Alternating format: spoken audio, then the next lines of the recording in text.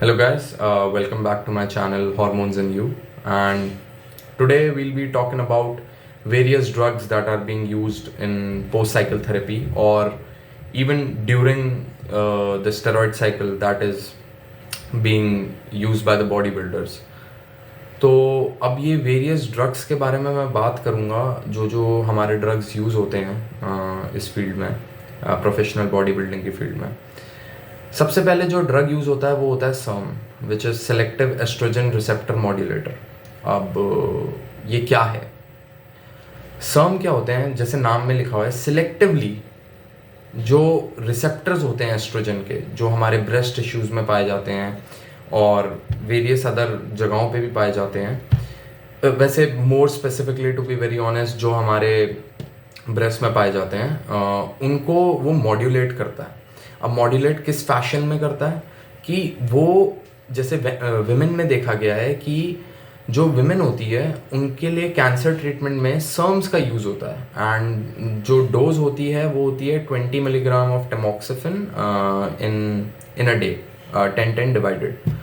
अब ये body builders के लिए कहाँ पे यूज़ आता है? अब जब स्टेरॉइड यूज़ कोई करता है बंदा, तो वो क्या करता है, अपना हाइपोथैलेमस पिट्यूटरी टेस्टिकुलर एक्सिस या फिर गोनाडल एक्सिस HPG, विमेन के लिए ओवा हो गया, तो उसको वो ख़त्म कर देता है। वो जो प्रोसेस होता है जो एंडोजेनस बनने का, वो उसका ख़त्म हो जाता है। अब जब वो चीज़ उसकी ख़त्म हो जाती है तो क्या होता है कि उसको रीगेन भी तो करना पड़ेगा उसके फंक्शंस को बैक। हाँ ठीक है, मैं समझ रहा हूँ, जो प्रोफेशनल, बिल्कुल ही प्रोफेशनल बॉडी बिल्डर्स हैं वो कभी आते ही नहीं है स्टेरॉइड साइकिल। तो बहुत सारे ऐसे हैं जो एक साल 2-2 साल तक चलाए जा रहे हैं जी, टेस्टोस्टेरोन को लगाए जा रहे हैं जी, कोई दिक्कत नहीं है, चले जा रहा है। लेकिन आजकल हम देख रहे हैं कि ग्रोइंग ट्रेंड हो रखा है कि जो नॉर्मल एथलीट्स भी हैं या जो नॉर्मल लोग भी हैं आजकल, उनके में भी स्टेरॉइड यूज़ का बहुत ज़्यादा बढ़ गया है। यूज़ एंड अब्यूज़, मैं यूज़ तो बोलूँगा नहीं, स्टेरॉइड का यूज़ तो अंडर डॉक्टर सुपरविजन ही होता है। तुम अपने आप से लगा रहे हो, तुम बोल रहे हो कि भाई मैं फिट हूँ ना। तो हम इसमें ये चीज़ देखते हैं कि जो सर्म्स यूज़ होते हैं, सबसे पहले तो यूज़ होता है नोल्वाडेक्स। नोल्वाडेक्स बहुत कॉमनली वो है, प्रिस्क्राइब्ड PCT का प्रोटोकॉल भी है ये। और दूसरा होता है तुम्हारा क्लोमिफेन सेट्रेट, एंड तीसरा होता है रिलॉक्सिफिन। रिलॉक्सिफिन ज़्यादा यूज़ नहीं होता specially in Indian markets, because ये अवेलेबल नहीं होता। ये सारा जो भी रिलॉक्सिफिन होता है वो एक्सपोर्ट होता है बाहर, तो इसका ज़्यादा यूज़ देखा नहीं जाता है। क्लोमिफिन एंड टेमोक्सिफिन का ही ज़्यादातर देखा जाता है हमारा यूज़। अब टेमोक्सिफिन और क्लोमिफिन करता क्या है? टेमोक्सिफिन और क्लोमिफिन सिर्फ ब्रेस्ट टिश्यूज़ को ही बढ़ने से नहीं रोकता, उसके बहुत सारे यूजेस भी हैं। हाँ, गायनेकोमास्टिया के लिए वो यूज़ होता है कि उसका वो कम करके रखे ब्रेस्ट टिश्यू और वो सब, वो ठीक है। लेकिन वो जो HDL होता है हमारी बॉडी में, हाई डेंसिटी लिपोप्रोटीन, कोलेस्ट्रॉल पूरा अगर बोलूँ, और जो गुड कोलेस्ट्रॉल होता है, और LDL low density lipoprotein bad cholesterol, उसका थोड़ा रेशियो मेंटेन करके रखता है वो। तो ये लोग ज़्यादातर लोग जो नोल्वाडेक्स लेते हैं वो इस कारण से तो नहीं लेते हैं कि कोलेस्ट्रॉल हमारा ठीक रहे, क्योंकि उनका कोलेस्ट्रॉल ऑलरेडी फक्ड अप होता है। जाहिर सी बात है कि वो HDL और LDL के भी एक तो सपोर्ट का रखता है, दूसरा क्या करता है, वो जो IGF-1 होता है, तो जब IGF-1 रिसेप्टर्स के साथ जब वो मिलता है तो वो IGF-1 को भी लोअर डाउन करता है। IGF-1 को लोअर डाउन करने से क्या फ़ायदा होगा? नुकसान भी होते हैं, फ़ायदे भी होते हैं हर चीज़ के। फ़ायदा ये होता है कि IGF-1 जो होता है ये बहुत ही इन्फ्लामेटरी होता है। इन्फ्लामेटरी इन अ वे कि ये हमारे को वेरियस टाइप ऑफ DNA में चेंजेस कर देता है, जिसके कारण वेरियस टाइप ऑफ कैंसर्स हो सकते हैं। जैसे आर्नल्ड श्वार्ज़नेगर को था कोरोनरी डिजीज़ था, तो उनके साथ भी यही था, क्योंकि ये मेन में ज़्यादा देखा जाता है। हमारा जो कोलेस्ट्रॉल का सीन होता है ये मेन में बहुत ज़्यादा देखा जाता है, क्योंकि विमेन का थोड़ा एस्ट्रोजन का रेशियो हाई रहता है, तो उनमें इतना वो प्रेवलेंट नहीं दिखता है हमारे को, जो कार्डियोवैस्कुलर डिजीजेस होते हैं। और दूसरी बात यह है कि ये सबसे जो मेन फैक्टर है, जो सबसे मेन चीज़ है, वो ये क्या करता है, HPTA को रीगेन करवाने के लिए भाई कि वापस अपना जो पहले वाला तू बंदा था वैसे आ जाएगा, थोड़े टाइम में ही आ जाएगा। अब प्रॉब्लम, सबसे बड़ी प्रॉब्लम, लोगों को किसी भी बारे में नहीं पता है कि किस ड्रग की क्या हाफ लाइफ होती है, कितने दिनों तक वो बॉडी में रहता है। जी भाई, बंदे ने बोल दिया 1 हफ्ते तक चला लो, ठीक है, उसके बाद देख लेना कि 4 हफ्ते वैसे बोलते हैं 4 हफ्ते तक चला लो। 1 हफ्ते का जो सीन है उसमें क्या है कि तुम 1 से 2 हफ्ते तुम मत चलाना ये वाली चीज़ नोल्वाडेक्स, उसके बाद 4 हफ्ते बाद चला लेना ये वाली नोल्वाडेक्स। भाई ये भी तो सुनो, तुम ड्रग कौन सा यूज़ कर रहे हो? कहीं 19 नॉर तो नहीं कर रहे तुम यूज़? कहीं पता चले 19 नॉर का स्मॉल अमाउंट भी तुम्हारे को मंथ्स के लिए वो हाइपोगोनाडल स्टेट पे रख सकता है। टेस्टोस्टेरोन की नहीं बात कर रहा हूँ मैं, और ड्रग्स ही, इसके बारे में मैं अलग वीडियो बनाऊंगा कि 19 और ड्रग्स क्या होते हैं, ये सब क्या होता है। टेस्टोस्टेरोन का क्या है, टेस्टोस्टेरोन लोग सोचते हैं भाई चल ठीक है यार, इसने प्रॉप चला लिया टेस्ट पी, तो ठीक है इसको 1-2 हफ्ते का ब्रेक दे देते हैं क्योंकि उसमें ड्रग फ्लश आउट हो जाएगा और उसके बाद ये चला लेगा। ऐसा नहीं है। फार्माकोलॉजिकली स्पीकिंग, फार्माकोडायनामिक्स और फार्माकोकाइनेटिक्स इसमें बहुत इन्वॉल्व होता है। बॉडी टू बॉडी डिपेंड करता है कितना ड्रग तुम्हारी बॉडी में से निकल रहा है, कितना तुम्हारी बॉडी में ड्रग गया था उस टाइम पे, जिस टाइम पे तुम ले रहे थे, और ये कब फ्लश आउट होगा। 2 हफ्ते बाद चलाने से क्या होगा, तुम्हारे बॉडी में अभी भी टेस्टोस्टेरोन है, घूम रहा है, ठीक है, एक्सोजेनस चल रहा है, एंडोजेनस तो शुरू हो ही नहीं सकता, कैसे होगा शुरू, ठीक है। तो अब तुमने स्टार्ट तो कर दिया अपना ड्रग, पता चला 4 हफ्ते में जो तुमने स्टार्ट करा है उसमें से 1 हफ्ते तो तुम्हारे बॉडी में टेस्टोस्टेरोन नहीं था, लो 3 हफ्ते की वैसे ही होगी। अब 3 हफ्ते के बाद क्या करोगे तुम? 3 हफ्ते की कोई PCT होगा? तुमने 8 से 10 वीक मिनिमम जो बंदा चलाता है, 8 हफ्ते का चलाता है, ठीक है, उसके बाद क्या करता है मिनिमम बंदा 10 हफ्ते का चला लेता है, ठीक है। 8 से 10 हफ्ते में भी ये देखा गया है कि भाई तुम्हारे अंदर वो रहेगा कम से कम 2 वीक्स तक, टेस्ट प्रॉप रहता है। ऐसा ही नहीं है, एनान्थेट का तो और भी अलग सीन है, सिप्योनेट का और भी अलग सीन है। हाँ ठीक है, सस्पेंशन चला रहे हो तो ठीक है भाई, 4-5 दिन बाद तुमने शुरू भी कर दिया तो वो कोई दिक्कत नहीं है, लेकिन ऐसा नहीं होता है। हर चीज़ के बारे में हमारे को पहले पढ़ना पड़ेगा, पहले हमारे को उसके बारे में जानना पड़ेगा। हम ऐसे ही लेते जाएंगे ड्रग्स और उसके बाद PCT चलाएंगे, PCT प्रॉपर हुआ नहीं, पता चला भाई एंडोजेनस तो वो टेस्ट करवा रहा है, शो आ गया ले 150, अब क्या करेगा? फिर नोल्वाडेक्स चलाएगा? नहीं, नोल्वाडेक्स नहीं चलाना, मैं फिर साइकिल चला लेता हूँ, क्योंकि लोग यहाँ पे ब्लड टेस्ट तो कराते नहीं है, किसी को डॉक्टर के पास तो जाना नहीं है, सब अपनी राय में ही चल रहे हैं। भाई ने बोल दिया ये चला ले, अब भाई ने ठीक भी कर दिया, भाई ने खराब कर दिया तो भाई तो चला गया। डॉक्टर की सुपरविजन में, डॉक्टर की गाइडेंस में ब्लड टेस्ट बहुत इंपॉर्टेंट चीज़ है। ब्लड टेस्ट से पता है क्या होता है, तुम्हारे को पूरा अपना एक चरित्र पता चल जाता है। HDL, LDL, LFT, creatinine levels, KFT, ये सब कौन पता लगाएगा? पता तो चल रहा है तुम ले जा रहे हो ड्रग्स, वो तुम्हारे को टैक्सिंग कर रहा है। एरोमेटेज इनहिबिटर्स, अभी मैं इस पे भी आता हूँ। AIs क्या होते हैं? कितने तरह के AIs होते हैं? एनेस्ट्रोजोल, एक्समेस्टेन, लेट्रोजोल, ये कितने टैक्सिंग है बॉडी के लिए। लोग तो चला लेते हैं इसको जी, डाल लिया उसके साथ, ट्रेन के साथ डाल लिया हमने एनेस्ट्रोजोल और गायनो नहीं होगा। पता चला ट्रेन के प्रोजेस्ट्रॉनिक साइड इफेक्ट्स आ रहे हैं और तुम्हारे मेल बूब्स में से वो निकल रहा है मिल्क। होता है, बहुत होता है, लोग बताते नहीं है, ये सब कोई बताता नहीं है, क्योंकि उसको अपना मार्केट करना है चीज़ें, उसको अपनी चीज़ें दिखानी है, वो कभी भी ऐसी चीज़ें नहीं करेगा। अब आ जाते हैं हम AI पे। AI क्या होते हैं? एरोमेटेज इनहिबिटर्स।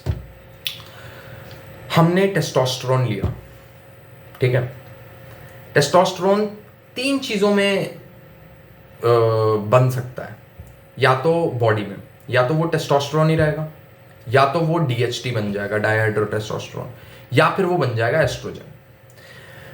हम ये देखते हैं कि लोग क्या करते हैं, भाई टेस्ट तो चला लिया, अब टेस्ट का इतना फायदा नहीं दिख रहा, उसके साथ एरोमेटेज इनहिबिटर डाल देते हैं ताकि टेस्ट और ऊपर चले जाए, एस्ट्रोजन गिर जाए। ठीक है जी, टेस्टोस्टेरोन बढ़ा लिया, ठीक है, मसल बढ़ा ली, पता चला बोन लॉस हो रहा है उससे, मसल हैंडल ही नहीं कर पा रही है क्योंकि बोन में स्ट्रेंथ ही नहीं है। बोन लॉस के इश्यूज देखे जाते हैं एआईज में। एआईज से क्या देखा जाता है कि हार्ट डिजीजेस के इतने केसेस बढ़ जाते हैं, क्योंकि again estrogen is neuroprotective in nature. Estrogen neuroprotective है, और जो तुम्हारा टेस्टोस्टेरोन है वो न्यूरोटॉक्सिक है। न्यूरोप्रोटेक्टिव चीज़ों के लिए तुम्हारे को हमेशा वो बरकरार रखनी पड़ेंगी चीज़ें। अब एचसीजी पे भी आता हूँ, ह्यूमन कोरियोनिक गोनाडोट्रोफिन्स। पहले इसकी बात कर लेते हैं कि एआईज क्या होते हैं, एरोमेटेज इनहिबिटर्स। तो ये क्या करते हैं भाई कि ठीक है यार, तेरा ना एस्ट्रोजन लो करके रखते हैं हम, क्योंकि टेस्टोस्टेरोन की वजह से तेरा एरोमेटाइज हो गया एस्ट्रोजन में, तो एस्ट्रोजन लो हो जाएगा, टेस्टोस्टेरोन बढ़ जाएगा, ठीक है, उसको साइकिल के दौरान चला लिया। कोई कोई लोग ये गलती करते हैं कि भाई उसके पफी निप्पल्स हो गए, तो यार नोल्वाडेक्स छोड़, पता है क्या, अपना लेट्रो चला लेते हैं, फेमेरा के नाम से आता है, ठीक है, लेट्रो चला लेते हैं, अपना ठीक हो जाएगा बिल्कुल। भाई बात कुछ अलग है यहाँ पे ऐसे ही नहीं चल रही है बातें, यहाँ पे बहुत अलग बातें आ जाती हैं। एआईज जो हो रहे हैं वो तुम्हारे फ्री फ्लोइंग एस्ट्रोजन है उसको खत्म कर रहे हैं, रादर देन जो तुम्हारे ब्रेस्ट टिश्यूज में एस्ट्रोजन बना हुआ है। जो ब्रेस्ट टिश्यूज में तुम्हारा एस्ट्रोजन बना हुआ है उसके लिए सर्म ही काम आएंगे, क्योंकि विमेन में ये देखा गया है, जब कैंसर ट्रीटमेंट करते हैं, ब्रेस्ट कैंसर का ट्रीटमेंट करते हैं, तो उनको हमेशा ये ड्रग्स दिए जाते हैं सर्म्स, ताकि उनका ब्रेस्ट टिश्यू ना वो। और दूसरी बात, एस्ट्रोजन क्या होता है, देखो जब लो एस्ट्रोजन हो जाता है ना, तो तुम्हारा लो मूड भी हो जाता है, क्योंकि मूड का भी स्टेबलाइजर है एस्ट्रोजन।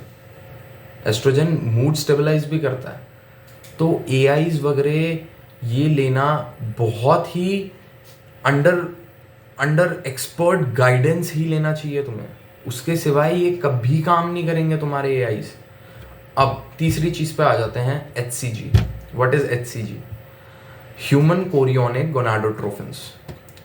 ये प्रेग्नेंट विमेन के यूरिन में से वैसे मिलता है, वैसे प्रेग्नेंट फीमेल रैट के यूरिन में से भी मिलता है, वैसे ज़्यादातर रैट के में ही देखा गया है, क्योंकि अभी जो हुकॉक चलता है 5000 2500 ये सब हमारा उन्हीं में से मिलता है।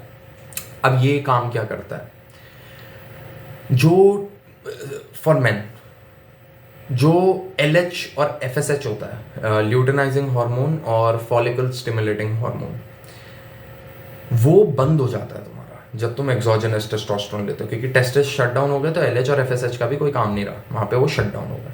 तो एक्सोजेनस LH की तरह काम करता है तुम्हारा HCG। अब ये बोलोगे FSH का क्या हुआ? देखो FSH के लिए अगर करना है तो उसके लिए होता है HMG, ह्यूमन मेनोपॉजल गोनाडोट्रोफिन्स, वो एक्सोजेनस LH और FSH होता है, तो वो ज़्यादा बेटर रहता है इन अ वे। अगेन मैं कोई एक्सपर्ट नहीं हूँ, मैं कोई इस फील्ड में एक मतलब पढ़ा लिखा, या फिर मैं इस चीज़ के बारे में सिर्फ तुम्हारे को बता रहा हूँ इन अ वे, क्योंकि ये समझना बहुत ज़रूरी है।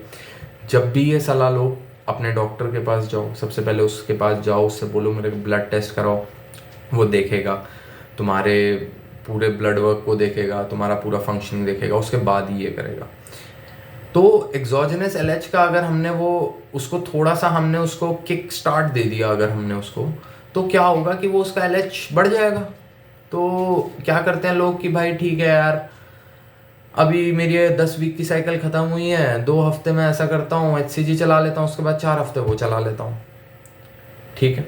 कोई कोई लोग क्या करते हैं कि यार ऐसा करते हैं पूरी साइकिल में ही HCG चलाते हैं, क्योंकि कोई कोई लोगों को फर्टिलिटी मेंटेन करने का बहुत वो रहता है।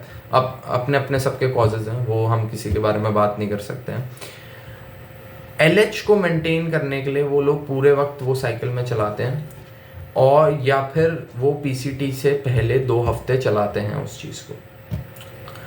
अब HCG का एक जो एडवांटेज है, जो मैं पढ़ रहा था अभी, जो मैंने देखा था, उसका ये एडवांटेज ये है कि ना, जो माइलिनेशन होती है, एक चीज़ होती है माइलिनेशन, वो क्या होती है, जो एक्सॉन्स होते हैं ना, न्यूरॉन्स में एक्सॉन एंड डेंड्राइट्स होते हैं, तो एक्सॉन्स में जो माइलिन शीथ होती है, एक प्रोटेक्टिव कवरिंग होती है उसके ऊपर, तो वो ना उसको मेंटेन करने में यूज़फुल होते हैं। क्योंकि क्या होता है, जब हम एक्सोजेनस हार्मोन्स लेते हैं तो जो हमारा LH और FSH तो गया ही गया, वो तो ठीक है, तुम्हारा सिर्फ टेस्टोस्टेरोन ही नहीं जाता है, प्रोजेस्टेरोन भी चले जाता है, और progesterone is important for myelination. अब प्रोजेस्टेरोन तो बहुत इंपॉर्टेंट है माइलिनेशन के लिए, तो HCG चलाया तो उससे क्या होगा, माइलिनेशन से क्या होगा, लोग ये तो इतना डीप तो नहीं जाते हैं लोग कि माइलिनेशन में क्या होगा, उसमें क्या होगा, ऐसी ऐसी चीज़ों में क्या होगा, लेकिन मैं बताता हूँ तुम्हें क्या होता है। माइलिनेशन से क्या होता है कि यार एक बीमारी होती है मल्टीपल स्क्लेरोसिस, हमारे साइकोलॉजी में ये होती है। तो जब माइलिन शीथ चली जाती है ना, तो मल्टीपल स्क्लेरोसिस के चांसेस बढ़ जाते हैं। ओल्डर एडल्ट्स में ज़्यादा देखा जाता है, और ये बहुत इंपॉर्टेंट होता है, ये मतलब आगे आगे रिस्क फैक्टर्स इसके बहुत बढ़ जाते हैं। तो हाँ, उसमें भी थोड़ा हेल्प करता है, बॉडी बिल्डर्स के लिए तो स्पेशली हेल्प करता है कि उनका टेस्टिस का फंक्शन मेंटेन रखने के लिए करता है। और सेक्स ड्राइव भी देखी गई है कि इम्प्रूव्ड सेक्स ड्राइव होती है अगर HCG लेते हो तुम उसके दौरान। तो ये सब चीज़ें होती हैं, ये आई गेट इट। तो ये 3 चीज़ें हैं जिनके बारे में हम देखते हैं कि ये चलता है और ये ड्रग्स वग्स यूज़ होते हैं। मैं अगेन यही कहूँगा, तुम जो भी ड्रग लो, कुछ भी लो, उसके बारे में अपनी तरफ से रिसर्च करो एंड देन कंसल्ट करो अपने आप को। बाद में ये ना बात आ जाए कि भाई 4 हफ्ते का तो PCT चला लिया, अब घूम रहे हैं, कुछ मन ही नहीं कर रहा है करने का ज़िंदगी में, जी बैठे हुए हैं, कुछ मन ही नहीं कर रहा है। लो सेक्स ड्राइव तो भूल ही जाओ, वो तो अलग चीज़ हो गई, लेकिन कुछ मन ही नहीं कर रहा है। तो ऐसा ना होने के लिए तुम्हारे को मैं हर वीडियो में अब यही कहता हूँ अपनी, क्योंकि ये बहुत इंपॉर्टेंट है, हमारे डॉक्टर्स, प्रैक्टिशनर्स, ये बहुत इंपॉर्टेंट है। इनके पास जाओ, इनसे बात करो, इनको समझाओ। इनको क्या समझाओगे तुम, वो तुम्हें समझाएंगे एक्चुअली में, लेकिन तुम जाओगे तो तुम्हारे को खुद के बारे में भी पता चलेगा कि मैं कहाँ गलत हो रहा हूँ और कहाँ सही हो रहा हूँ। समझ रहे हो?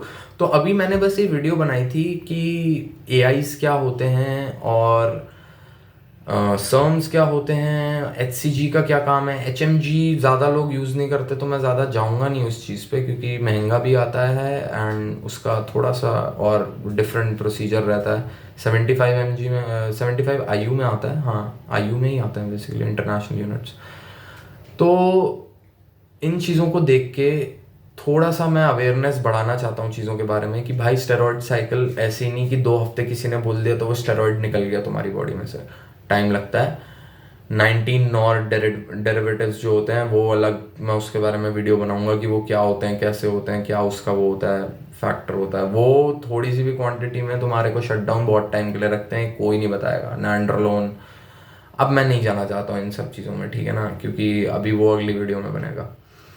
तो अपना ख्याल रखें, थोड़ा पूछताछ करें, थोड़ा देखें वीडियोस, थोड़ा ज़्यादा जानें, ताकि अपनी हेल्थ, और हेल्थ इज़ वेल्थ भाई। हेल्थ नहीं होगी तो वेल्थ कहाँ से होगी, और वेल्थ नहीं होगी तो पेट में खाना कहाँ से आएगा जी। तो थोड़ा सा देखिए, और प्लीज़ मैं सबको यही राय दूंगा कि अपने डॉक्टर्स के पास जाइए, अपने प्रैक्टिशनर्स के पास जाइए, उनसे बात करें, मैं ये ड्रग्स ले रहा हूँ, कब ड्रग्स लेने चाहिए, क्या ये लेना चाहिए, क्या नहीं लेना चाहिए, और उनको पूरा अपना कंप्लीट एक बायो बता देना चाहिए। आई होप आपको अच्छी लगी होगी ये वीडियो। मैंने सोचा था थोड़ा सा और बताऊं, लेकिन मैं अब सिलेक्टिवली हर ड्रग के बारे में अलग अलग जाऊंगा। तो thank you very much, please like and subscribe my channel, and अगर अच्छा लगे तो दोबारा वीडियो देखते रहिएगा। Thank you.